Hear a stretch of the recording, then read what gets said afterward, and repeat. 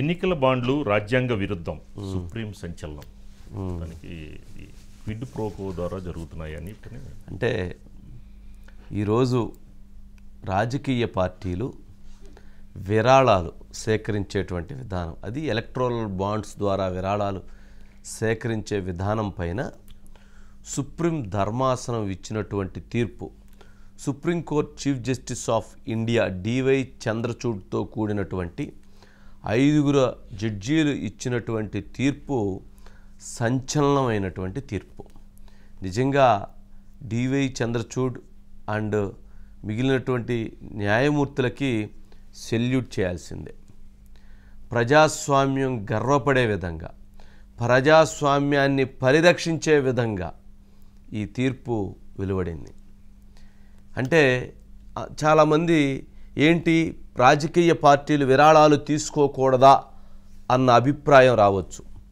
కానీ రాజకీయ పార్టీలు విరాళాలు తీసుకునేటువంటి సందర్భంలో నేను ఇచ్చాను లేదా మీరు ఇచ్చారు, ఎవరైతే ఇప్పుడు టీవీ చూస్తున్నటువంటి వీక్షకులు ఎవరైనా పార్టీలకి చందాలిస్తే ఇదిగో పలానా పార్టీకి పలానా వ్యక్తి చందా ఇచ్చాడనేటువంటి తెలుస్తుంది. కానీ ఎలక్ట్రల్ బాండ్స్ అనేటువంటి ఒక చట్టాన్ని తీసుకురావటం ద్వారా, ఆ చట్టం ద్వారా ఏదైతే పార్టీలు తీసుకునేటువంటి డబ్బుల వివరాలని అత్యంత గోప్యంగా ఉంచే విధంగా తీర్చిదిద్దారు. ఇది only state bank of India మాత్రమే వీటిని పర్యవేక్షిస్తుంది.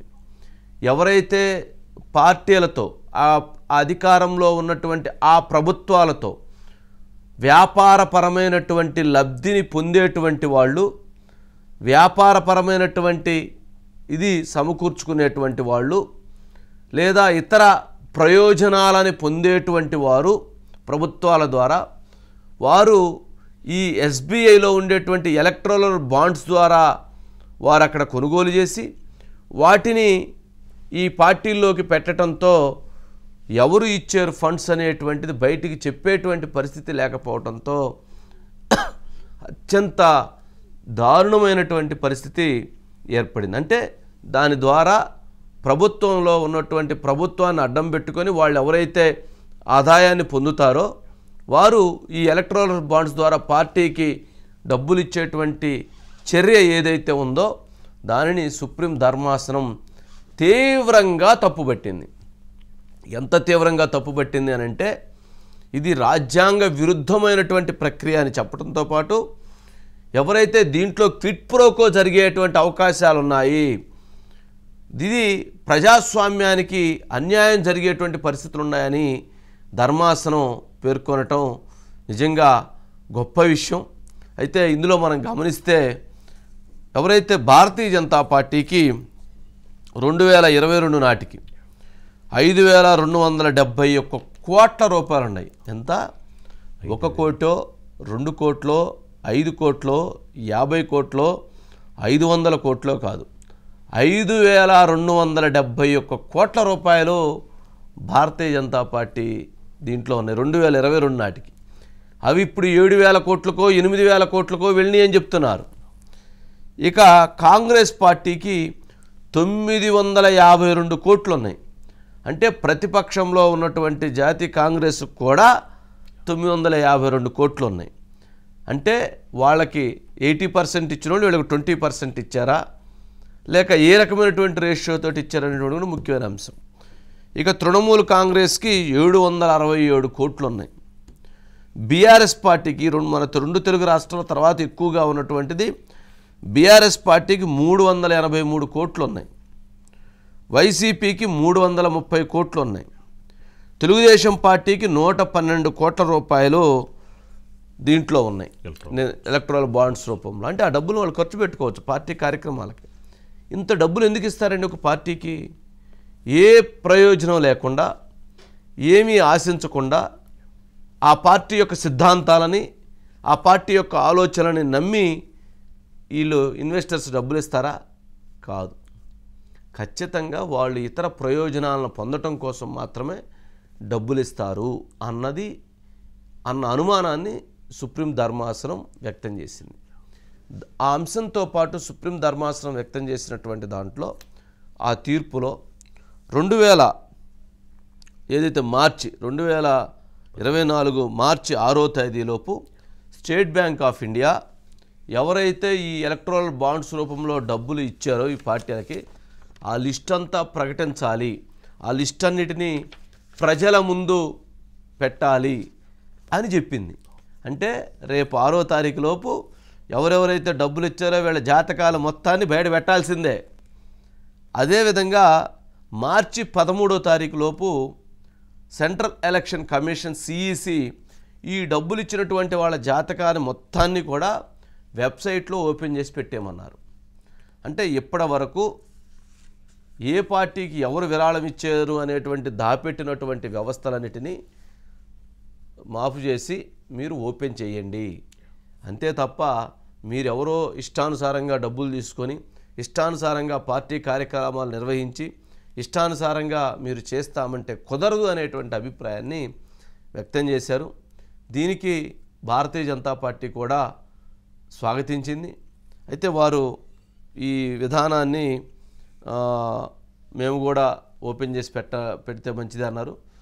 ఇది కాంగ్రెస్ పార్టీ మాత్రం ఇది నిజంగా శుభపరిణామం.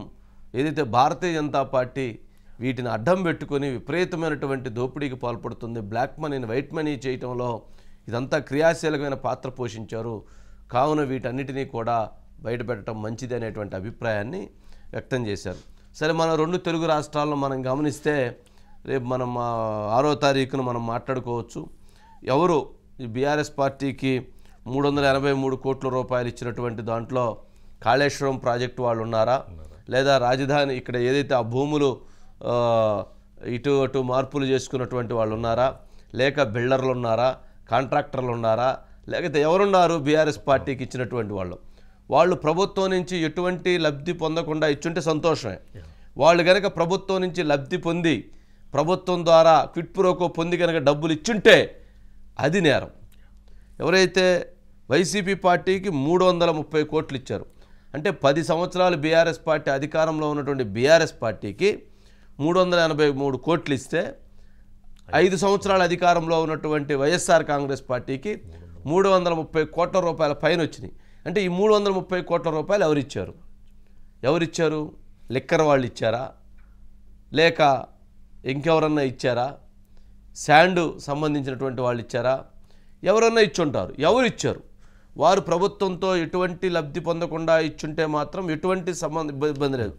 వారు ప్రభుత్వం దగ్గర కాంట్రాక్ట్లో లేదా ప్రభుత్వం దగ్గర క్విట్ ప్రోకోలో ప్రభుత్వం దగ్గర ఇతర వర్క్స్ తీసుకొని నీకింత మాకింత అనేటువంటి దాంట్లో మేము ఇలా పార్టీకి ఫండ్ ఇస్తామని ఇస్తే మాత్రం అది తప్పు. ప్రజల సొమ్ముని దుర్వినియోగం చేసినట్టు, ప్రజల ఆస్తులని కాజేసినట్టుగానే భావించాలి. అప్పుడేదో ఆ నెగోషియేషన్ ఏదో రేటు తగ్గించి ప్రజలకు మేలు చేసే విధంగా ఉండాలి.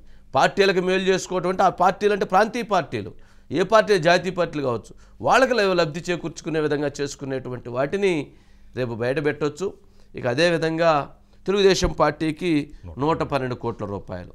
మరి తెలుగుదేశం పార్టీకి ఏ రకమైనటువంటి ఉద్దేశంతో ఇచ్చుంటారు? అంటే రేపు అధికారంలోకి వస్తే ప్రయోజనం ముందుదామని ఇచ్చారా, లేక గతంలో తెలుగుదేశం పార్టీ చేసిన సహాయకార కార్యక్రమాలు వాళ్ళకి చేసినటువంటి హెల్ప్ల వలన వాళ్ళ ఆ పార్టీకి ఇచ్చారా? ఎవరు ఇచ్చారు? అది కూడా తేలాల్సిన అంశమే. ఎవరు ఇందులో పత్తిత్తులు కాదు. కాకపోతే ఒక్కొక్కరు కొంచెం స్కేల్లో తేడా. ఒకరు ఎంత పాపాలు చేస్తుంటే ఒకరు ఎంత పాపాలు చేసి ఉంటారు, ఒకరు ఎంత పెద్ద పాపాలు చేస్తుంటారు. అంటే స్క్రీన్ మీద కనపట్టలేదన్నమాట. అంతే కదా. ఒకరు ఎంత తప్పు చేస్తుంటారు, ఒకరు కొంచెం తప్పు చేస్తుంటారు, ఒకరు ఎంత తప్పు చేస్తుంటారు. ఇందులో ఆ తప్పు చేసినటువంటి వాళ్ళు ఎవరో అంటే తప్పు చేయకపోతే పర్వాలా, తప్పు చేసి కనుక ఇటువంటి వాళ్ళు కనుక ఇన్వాల్వ్ అయ్యి ఉంటే మాత్రం అది అన్యాయం. ఇది ఈ ఇష్యూలో సుప్రీం ధర్మాసనం డివై చంద్రచూడ్ గారు సంచలనమైనటువంటి తీర్పునిచ్చి ఒక్కసారిగా ప్రజాస్వామ్యాన్ని, పార్టీలు చేస్తున్నటువంటి అన్యాయమైనటువంటి చర్యల విషయంలో వారు ఈ జడ్జిమెంట్ ఇచ్చారు. పార్టీలు కూడా అన్యాయాలు చేస్తున్నాయని కాదు, పార్టీలు ఇలా చేయటం ద్వారా ఈరోజు ఈ నాయకుల యొక్క ఉద్దేశాలు మంచిగా ఉండొచ్చాము, తర్వాత వచ్చేటువంటి నాయకుల ఉద్దేశాలు దుర్మార్గంగా ఉంటే, దుర్మార్గమైన చర్యలు చేపడితే అది కదా నష్టం జరిగేది. దేశాన్ని కాపాడుకోవటానికే అందరి ప్రయోజనం, రాష్ట్రాలను కాపాడుకోవటానికే ప్రాంతీయ పార్టీల ప్రయోజనం. అంతేగాని వారు కబంధ హస్తాల్లో చిక్కుకోవటానికి కాదు కదా.